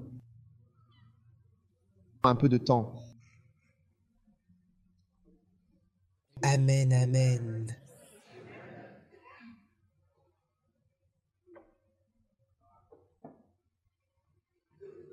Alléluia. Alléluia. Le point suivant, développer la patience. Dieu veut que tu deviennes patient. Jacques chapitre 1, verset 3. Sachant que l'épreuve de votre foi produit la patience. Numéro 8. Testez si tu as une idée de l'impudence. Et celui qui est à l'intérieur répondra, ne m'importune pas, la porte est maintenant fermée et mes enfants sont avec moi au lit. Je ne peux pas me lever pour te donner. Je vous le dis, même s'il ne se lève pas pour lui donner parce qu'il est son ami, il se lèvera à cause de son importunité et lui donnera tout ce dont il a besoin. Amen. Avis? Sans honte. Je peux aller frapper à la porte de mon père et obtenir quelque chose. Beaucoup d'entre nous, en tant que pasteurs laïcs, manquent d'anodéa, surtout lorsqu'il s'agit de la collecte des offrandes. C'est intéressant de voir que beaucoup d'entre vous ne savent pas prendre les offrandes correctement. Si j'étais dans votre église, les revenus seraient 10 fois les revenus actuels. Parce que vous vous souciez tellement de l'image que vous avez et tu ne veux pas appuyer. Hein? Récemment, j'ai envoyé le pasteur Fabian, il est pasteur à plein temps à la FODEC. Je l'ai envoyé dans certains pays. Quand il est allé dans un pays en particulier et qu'il y est resté quelque temps, les revenus de cette église étaient presque inexistants. Au moment où il a terminé, qu'il était là, peu importe, les revenus étaient passés de presque 0 à environ 5 000 € par mois. Oui. Il a suffi d'envoyer un ministre professionnel sérieux. Les revenus qui étaient quasiment nuls, enfin pas nuls, mais juste un peu d'argent, certainement moins de 1000, quelques centaines, je ne sais pas exactement. Il suffit d'avoir une personne sérieuse là-bas pour prendre les dîmes et les offrandes. C'est passé de seulement quelques centaines à 5 000 € en un mois. Pendant les mois où il était là-bas, on peut le voir chez le pasteur. Et c'est comme, oh, je ne veux pas que les gens pensent que je suis comme ça. Pendant ce temps, tu es un pasteur laïque et tu peux même dire que tu ne touches pas à cette offrande quand tu la prends. Je suis payé par mon hôpital. Et cela te donne même une meilleure façon de dire, pour moi, ma subsistance vient des offrandes. Oui. Ma vie, je vis des offrandes, c'est comme ça que je vis. Des offrandes, des dons, des cadeaux, la dîme ou peu importe. Je dois manger, je dois être en vie pour aller à la croisade, pour prêcher. Oui, je veux dire, pendant la dernière session, je me sentais très fatigué et faible. C'est pourquoi j'ai dû m'absenter quelques minutes. Le caméraman, il continue de changer. L'un sera là pendant longtemps, il se fatigue, il va s'asseoir quelque part. Quelqu'un d'autre arrive, il a été dessus tout le temps. Tu comprends? Donc j'ai besoin d'être en vie et j'ai besoin d'être assez fort pour pouvoir venir. Sinon, je ne peux pas. On ne peut pas avoir le programme. Donc je vis de ça, mais beaucoup d'entre vous ne vivent pas de ça. Vous devriez même être plus fort, plus clair et sans honte pour que le revenu de votre groupe atteigne un certain niveau. Oh, à cause de cette honte, vous voulez toujours vraiment sauver la face et cet homme, lui, n'avait pas honte. Je crois que Dieu m'a montré de me tenir devant, de tenir un panier et de demander sans honte aux gens de donner de l'argent pour lui, en son nom. Je dois simplement m'assurer de faire ce qui est juste. Si nous étions vraiment sérieux à propos des offrandes, vous récolteriez plus d'argent pour le royaume. L'un de nos missionnaires était autrefois l'un des plus grands hommes d'affaires en Angleterre. Il m'a dit, et c'était vrai, il avait beaucoup d'argent en Angleterre. Il donnait beaucoup, je veux dire, des offrandes, même à moi personnellement, des milliers de livres. Il pouvait semer une graine. Et il m'a dit, depuis que je suis parti sur le terrain de mission, il a dit, les offrandes que j'ai reçues et récoltées pour le royaume sont bien plus importantes que tout ce que j'aurais pu donner, tout ce que j'étais, tout et n'importe quoi. Sur le terrain en Afrique, Parce que c'est un professionnel, il est sérieux, sa vie dépend de cela. Ils sont sérieux, ils n'ont pas honte. C'est ce que je suis prédicateur, je suis pasteur, je vis ainsi, c'est ma façon de vivre. Alors je veux m'adresser à vous tous qui êtes responsables, qui collectez les offrandes et ainsi de suite. Soyez sérieux, car l'homme est utilisé partout et la dîme de l'Amérique viendra pour les bâtiments. Et quand la dîme viendra, ce sera votre dîme. Et de l'argent sera amené ici depuis l'extérieur de l'Amérique pour venir le faire. Et vous ne pouvez pas tout faire le même jour. Le moment viendra pour cela. Quand le moment viendra, ce sera votre dîme pour que de l'argent soit amené ici par d'autres frères qui donnent des offrandes afin que cela fonctionne ici. Mais si vous ne prenez pas l'offrande quand vous êtes censé la prendre parce que vous avez honte, avez-vous honte? Nous n'avons pas honte de l'évangile de Jésus et donc Dieu veut voir si vous avez honte de lui.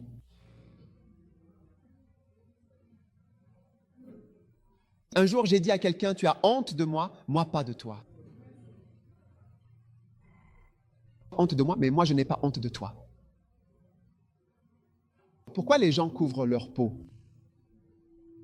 Quand l'évêque Danka traversait son divorce, je venais à l'église. Ce n'est pas un problème. Ce qui est un problème, c'est que c'est là que tu vois qui est qui. Qu'il y a quelque chose que nous n'avons jamais vu auparavant. Que peu importe le problème qui viendra, si ton frère ou quelqu'un a un problème ou même est envoyé en prison, tu n'iras pas rendre visite à cette personne. Jim Bakker a dit qu'il était en prison et que seul Billy Graham lui a rendu visite là-bas. Tout le monde garde son roi. Et depuis ce temps, beaucoup de pasteurs ont traversé des divorces, des crises et des choses qu'ils ne comprenaient pas, ce qu'ils vivaient. Ils l'ont tous vécu. C'est comme si tu gardais, tu sais, tu vois quoi, ta réputation. Merci, viens, tu vois. Père, merci pour ta bénédiction sur ta vie. Au nom de Jésus, Amen.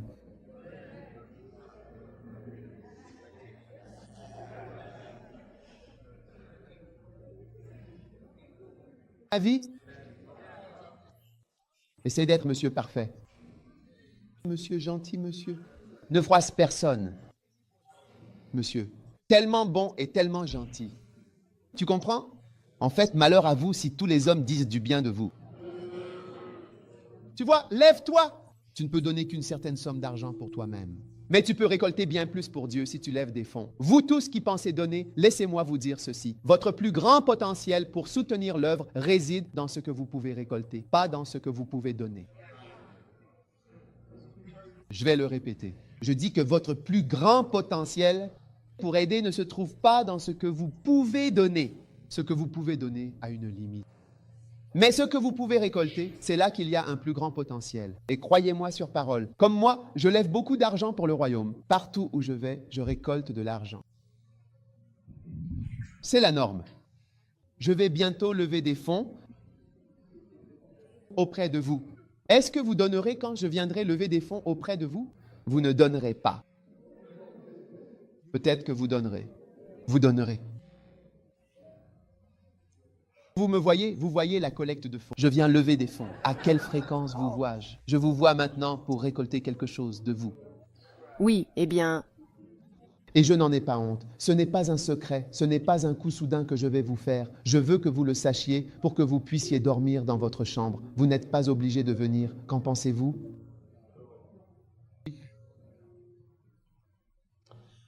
Ne pensez pas à ce que vous pouvez donner, mais à ce que vous pouvez lever. Vous pouvez trouver des partenaires. Vous pouvez amener des gens à payer la dîme.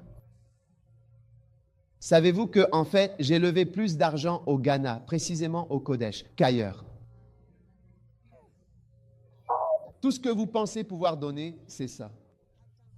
Je peux lever 100 000 $ lors d'un programme au Ghana.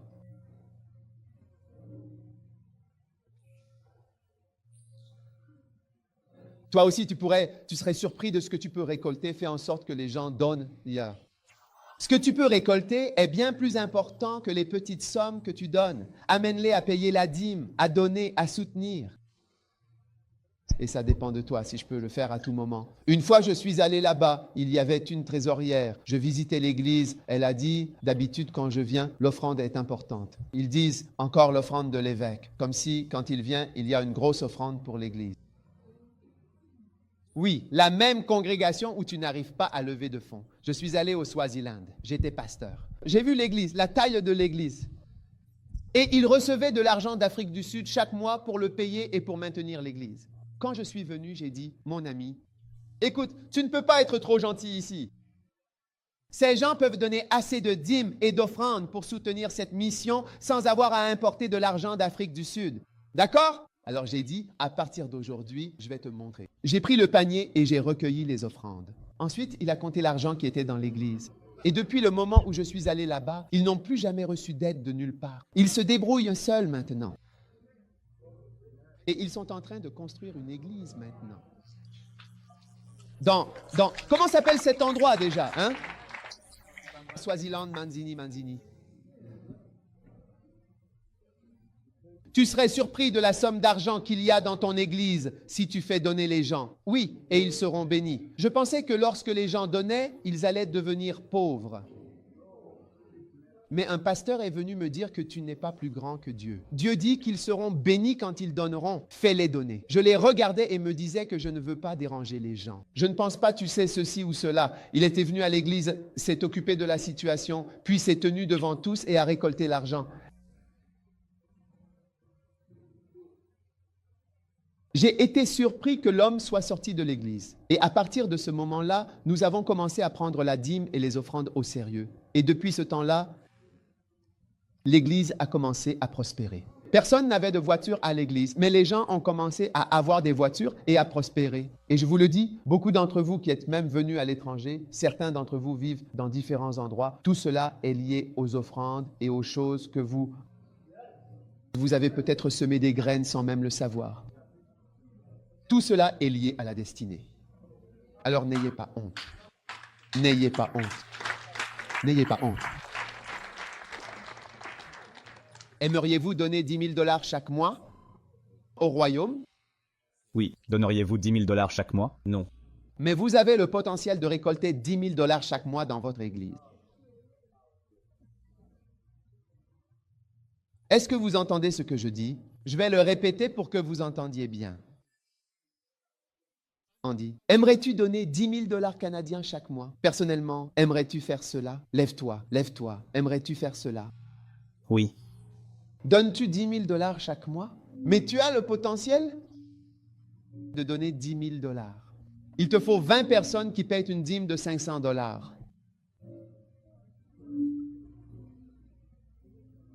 Bien, une question. Tu n'y as pas réfléchi. Non, j'y ai réfléchi. Si 20 personnes paient une dîme de 500 $, tu donneras 10 000 $ par mois au ministère. Je veux dire, rien que ta petite branche peut soutenir. Et nos croisades, maintenant qu'on les organise, coûtent plus de 100 000 $ américains. Combien ça fait? 130. Oui, 30 000 $ US. Viens, on va faire le calcul ensemble. Viens faire la caissière, je te donnerai l'argent. Tu le distribues et si tu économises, on sera content. Tu nous ramèneras de la monnaie.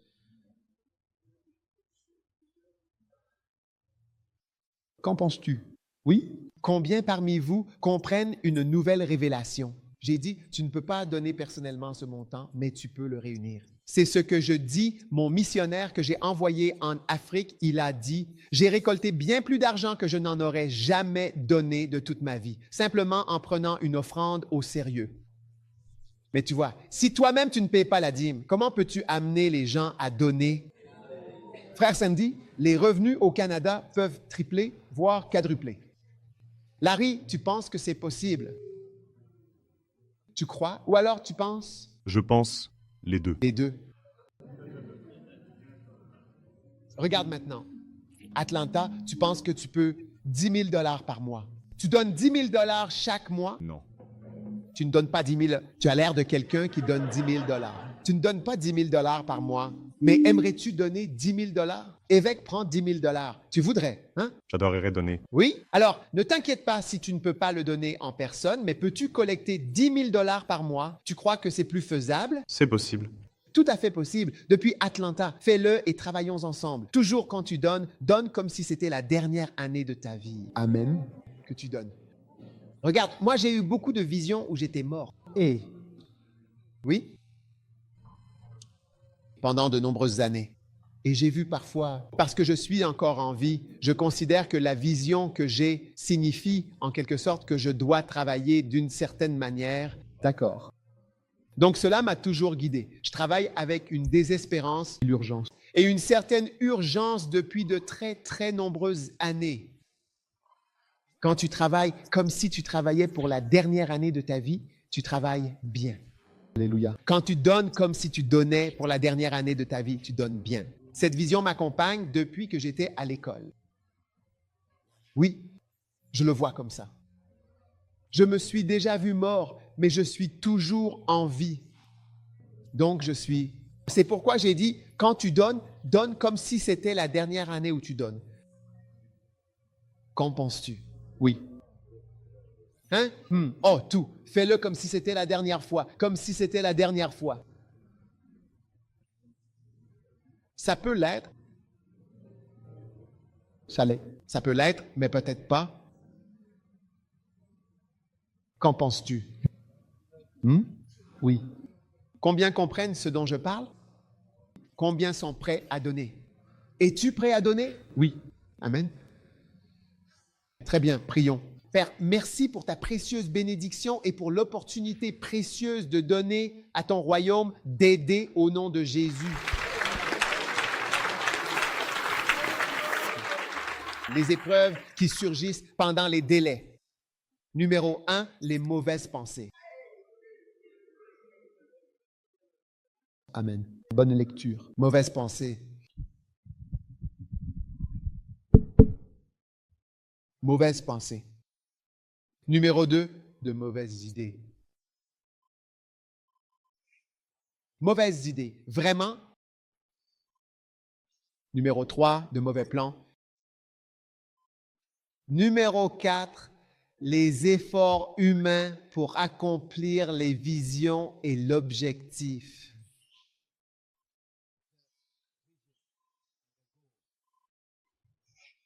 N'est-ce pas vrai? Abraham. Et Sarah dit à Abraham, « Voici, l'Éternel m'a empêché d'enfanter. Je te prie, va vers ma servante. Peut-être aurai-je des enfants par elle. » Et Abraham écouta la voix de Sarah. Et Sarah, la femme d'Abraham, prit Agar, sa servante égyptienne, après qu'Abraham eut habité 10 ans dans le pays de Canaan, et la donna à Abraham, son mari, pour être sa femme. Il alla vers Agar et elle conçut. Et quand elle vit qu'elle avait conçu, sa maîtresse fut méprisée à ses yeux. Alors, pendant ce temps d'attente, Dieu t'a appelé. Tu sais que lorsque tu es venu au camp, tu as senti que Dieu te parlait, que Dieu t'appelait, que Dieu t'envoyait. Tu comprends. Puis, avec le temps, tu comprends. Puis, tu commences à prendre le contrôle du plan de Dieu et à t'approprier la vision de Dieu et l'intention de Dieu pour ta vie avec tes propres efforts et ton propre plan, ce qui change alors tout ton destin et peut en effet changer le destin de tout. Parce que cet Ismaël qui est né a changé le monde entier, même jusqu'à aujourd'hui. Nous subissons encore aujourd'hui les conséquences de cette chose. Donc, c'est important, tu sais. J'étais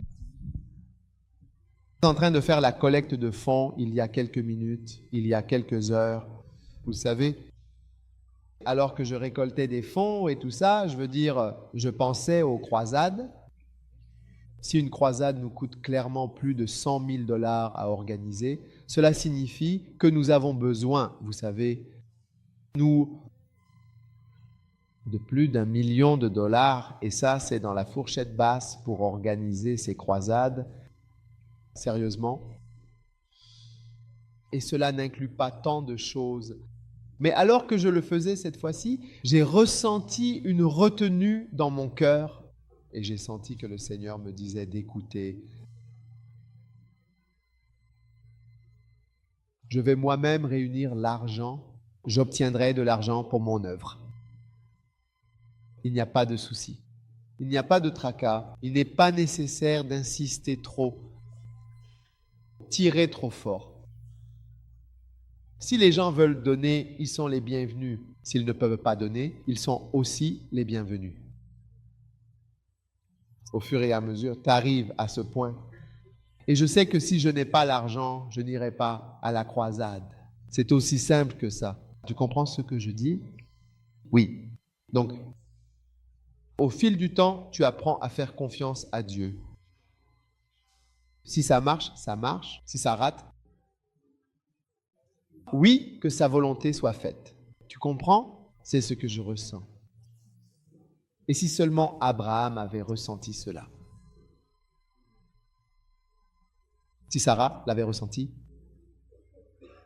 Parce que parfois, Dieu te dit quelque chose, mais le retard qui survient semble annuler tout l'envoi et l'appel.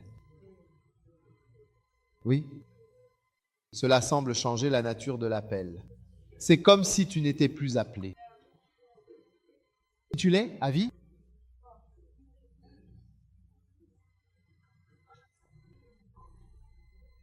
Ou bien c'est pas vrai? Et je te le dis, quand il y a des retards, ben c'est pour ça que j'ai dit que le mauvais jour, c'est le retard. Quand le retard commence, ton ministère, ben si tu n'y prends pas garde, tu peux commencer à avoir des idées. Tu dis que ce n'est pas vrai. Tu n'es pas appelé, mais tu es appelé. Totalement appelé. Qu'en penses-tu? Alors ne laisse pas ce retard dans le fait de devenir ce que tu es censé devenir te faire changer d'avis. Dis-toi, je ne changerai jamais d'avis à ce sujet. Quoi qu'il arrive, qu'en penses-tu? Oui, je ne changerai jamais d'avis sur ce que je crois que Dieu m'a dit d'être ou de faire. Je ne changerai jamais d'avis. Peu importe le nombre d'années et combien de temps cela prendra. Tu vois, comme les miracles. Je crois en Dieu pour les miracles. Je n'ai pas vu. J'ai prié pour moi-même. Je me suis retrouvé sans guérir. J'aurais facilement pu changer d'avis à propos des miracles. Mais il y a quelque temps, j'ai pris une décision avec moi-même que je sois malade, que je meure de cette maladie, que quelqu'un d'autre soit malade, que je prie pour la personne que je dois être. Je ne changerai jamais d'avis sur le fait que Dieu est un guérisseur. C'est un Jésus qui guérit, il guérit et je crois en sa puissance de guérison. C'est tout. Même si je meurs de maladie, tu peux considérer cela comme de la folie. Mais c'est ma conviction. Oui, cette conviction m'a vraiment aidé à voir des miracles. Parce qu'il y a longtemps, toutes les pensées concernant les miracles auraient dû sombrer. Mais parce que j'ai refusé de changer d'avis, écoute docteur, Go et moi avons vu des miracles qui nous ont nous-mêmes étonnés. Tu devrais voir les gens sauter sur la scène. Oui, je pensais que j'allais te montrer. Tu devrais voir les gens sauter sur la scène. Regarde, ce ne sont pas des idiots, ce sont des gens qui... Quelque chose s'est passé, une dame âgée avec son pagne est arrivée, elle a sauté, ils sont tellement heureux. Et quand nous sommes allés à la cuisine, un homme est venu de Belgrade, l'une des villes où nous sommes allés, avec une délégation d'environ 30 personnes dans un bus. Qu'il ait été guéri. C'est comme si j'étais un Dieu pour eux. Il a été guéri à Belgrade. Il a été amené, je crois qu'il était paralysé ou quelque chose comme ça, allongé. Dieu l'a touché sur place et il s'est levé. Oui. Il y a des gens qui ont mon affiche, l'affiche de la croisade, chez eux comme une idole. Ils tiennent l'affiche et ils reçoivent des miracles. Mais je me souviens de jours où je me posais des questions. Vous voyez, un jour j'étais sur une scène, comme en train de dormir, comme ça, en Amérique du Sud, j'avais des miracles, je n'entendais pas. Il y avait une lampe ici, elle a disparu de mon visage, je ne voyais pas, maintenant je peux voir. Je faisais juste me moucher. Que fais-tu? Vas-tu changer d'avis? Ne change pas d'avis. Parce que tu vois, il y a d'autres raisons aux choses que tu ne connais pas non plus. Tu comprends? Oui. Alors, ne laisse pas le retard te donner de mauvaises idées ou de mauvaises pensées pour annuler ton ministère.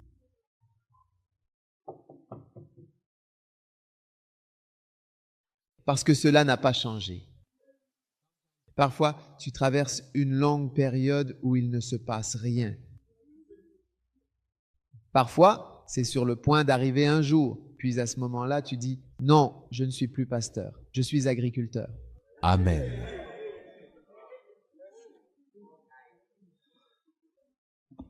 Ne change pas d'avis, d'accord? C'est la bonne décision. Un amen? Amen. Alors Abraham a organisé les choses. Je me souviens d'un pasteur à Tamale, quand il est allé commencer l'église. Après un moment, l'église ne marchait pas vraiment. Un jour, il est venu me voir et il m'a dit « Évêque, je veux ouvrir une école. » Il voulait se reconvertir dans l'éducation.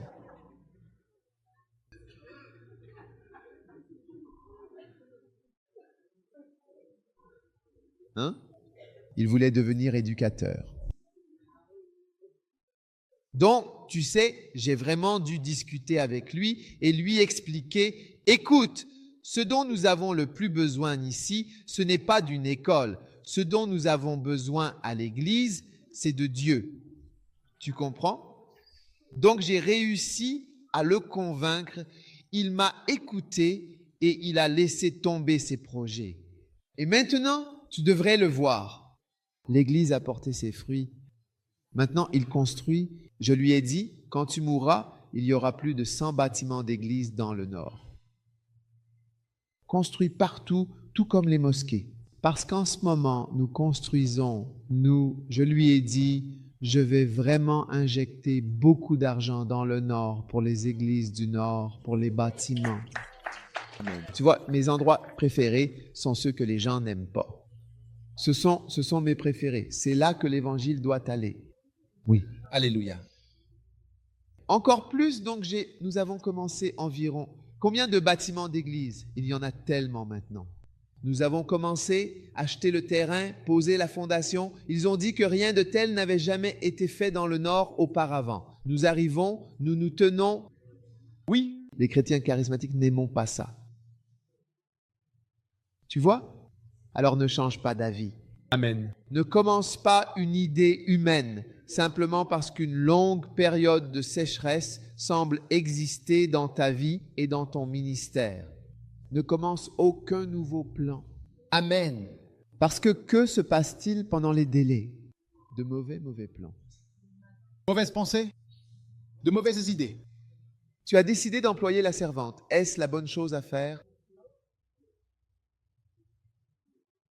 Vas-tu l'appeler? Julie apparaît, entre dans la chambre. Aube Rose. Va dans la chambre maintenant, numéro 5.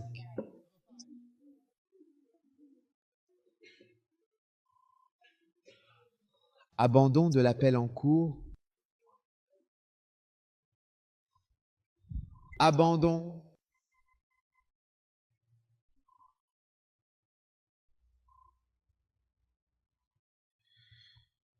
Qu'en penses-tu? Le suivant, c'est le changement de cap.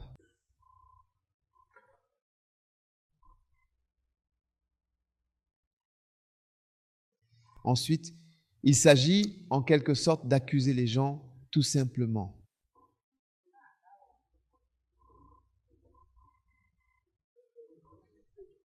Ton église ne fonctionne pas, le ministère ne fonctionne pas. Et tu commences alors à chercher quelqu'un à blâmer. Tu te dis alors, c'est ma femme, ce sont les gens, c'est le géo. Oh, c'est la femme du géo. Non. Pardonne. Tu comprends ce que je dis?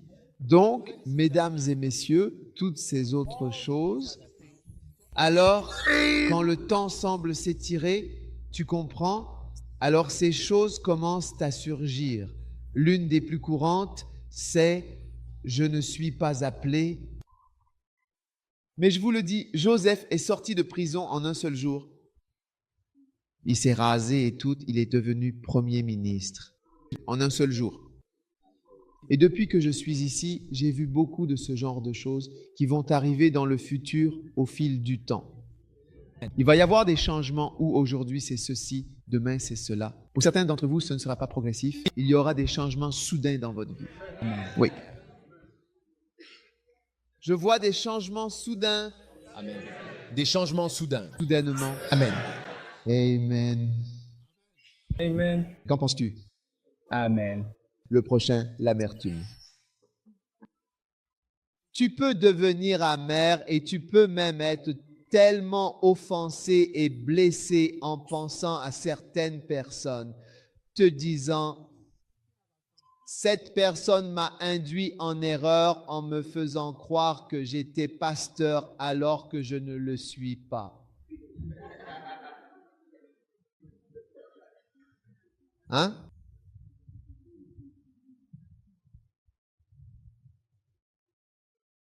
J'ai perdu mon temps. Qu'en penses-tu?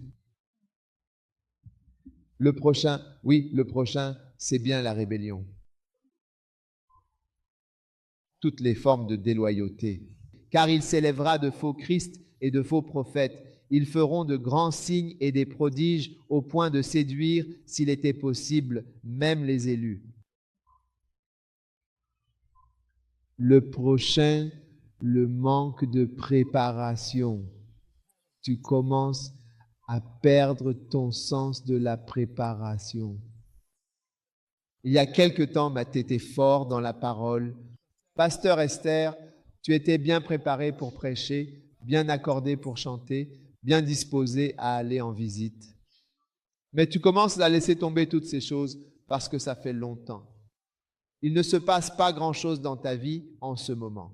Alors, petit à petit, tu commences un peu à te désaccorder et tu perds alors progressivement le sens de la préparation. Et puis, la Bible dit, à minuit, il y eut un cri, voici, c'est tout. Ce à quoi tu pensais est en train de se produire maintenant. Sortez à sa rencontre. Alors toutes ces vierges se levèrent et préparèrent leurs lampes. Et les folles dirent aux sages, donnez-nous de votre huile, car nos lampes s'éteignent.